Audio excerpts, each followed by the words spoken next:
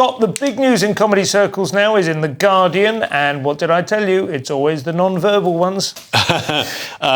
Yes, this comic Paul Curry has apparently been banned as a comedian from the Soho Theatre, meaning he's been fired. Career ending. Banned, yeah, can you imagine? I mean, I've been removed from their roster still. Well, no press release. I'm jealous of this guy. He was doing a non-verbal show, apparently. Not all his shows are that. No. I've seen some of his clips. He does he is quite clownish, though, he calls himself a dadaist. Right. Or other things. I don't think I'm not quite sure he's as brilliant as he labels himself to be, but he was doing a non-verbal show that night, and he held up a Palestinian and a Ukrainian flag. And he asked the audience to stand up and do a standing ovation.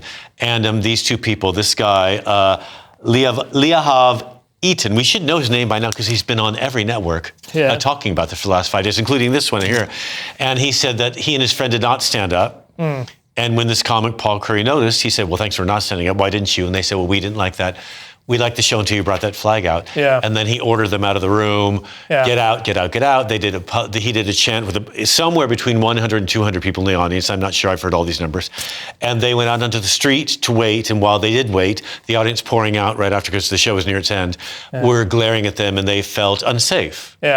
Now, I have a few problems with this. I'm not so sure that a comedy show is where you go to feel safe. Also, if you had checked any of his social media feed, which audiences should do before they go see something, I would, if I was going to spend that kind of money. The Soho's not cheap.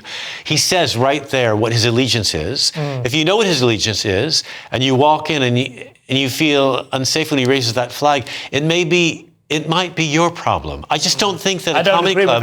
I don't think a comedy club is a place you go to be told how great you are, or for someone to agree you're. But now, him chanting them out of the room. I think you're terribly wrong there, Scott. It's absolutely fine for him to.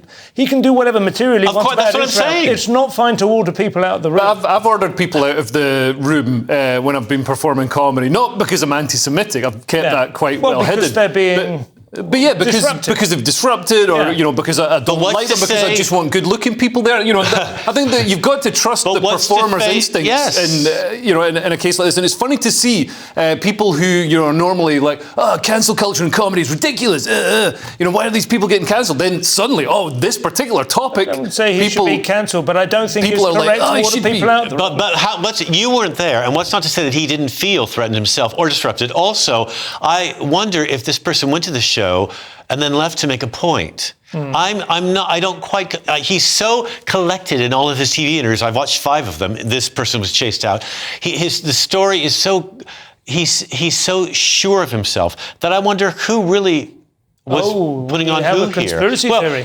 Last night at a show that we did, Comedy Unleashed, here in town, 4 people were in the front row with their arms crossed throughout the show. I closed, and I made one remark, and they got up and left, and made a point to throw a drink on one of the comics on their way out and tell them how crap they were as well. I think those 4 people went there to make a point. You don't go to a Comedy Unleashed show, and then you're offended, or you're an idiot, either way.